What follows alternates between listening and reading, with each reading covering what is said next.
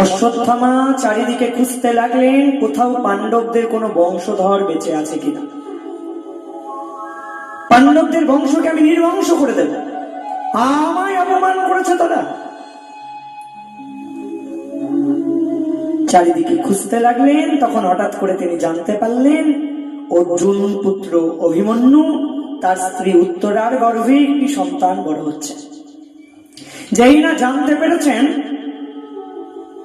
অশ্বত্থামা এবার ব্রহ্মাস্ত্র নিক্ষেপ করলেন। উত্তরা দেখছেন তার দিকে ব্রহ্মাস্ত্র ধেয়ে আসছে। উত্তরা এবার কি করবেন? উত্তরা কাকে ডাকবেন? পিতাকে ডাকবেন? স্বামীকে ডাকবেন?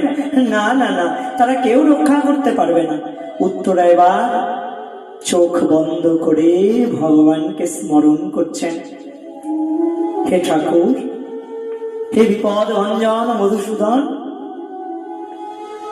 আমি শুনেছি আপনি নাকি অমন করে ভরা রাজসভায় দ্রৌপদীর অমন করে লজ্জাকে রক্ষা করেছেন। ঠাকুর, আজ আমি আপনার শরণাপন্ন, আপনি কৃপা করে আজ আমায় রক্ষা করুন, আমার গর্ভের সন্তানকে রক্ষা করুন। ঠাকুর, আমি আজ আপনার চরণে শরণ নিলাম, শরণাগতকে রক্ষা করবেন না বুঝি? উত্তরা অমন করে আকুল হয়ে ভগবানকে ডাকছেন। ভগবানকে কেউ যদি আকুল হয়ে ডাকে, আমার ভগবান তার কাছে না এসে থাকতে পারেন না। ভগবান ছুটে এলেন, ছুটে এসে উত্তরার গর্ভের মধ্যে প্রবেশ করলেন। আর গর্ভের মধ্যে প্রবেশ করে অমন করে উত্তরার গর্ভের সন্তানকে রক্ষা করলেন। জানো,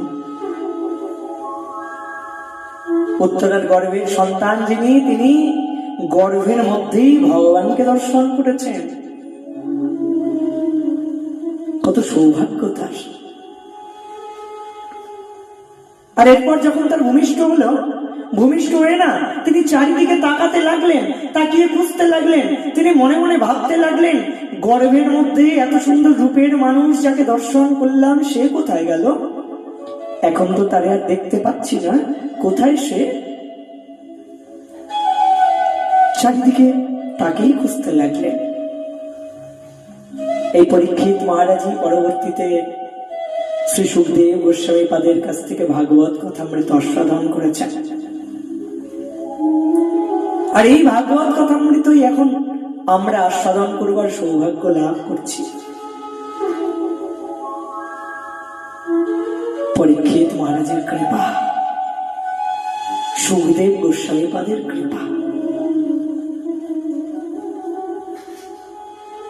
তাদের কৃপার ফলস্বরূপ আমরা শ্রীমদ্ ভাগবত মহাপুরাণ কথাকে আস্বাদন করবার সৌভাগ্য লাভ করেছি।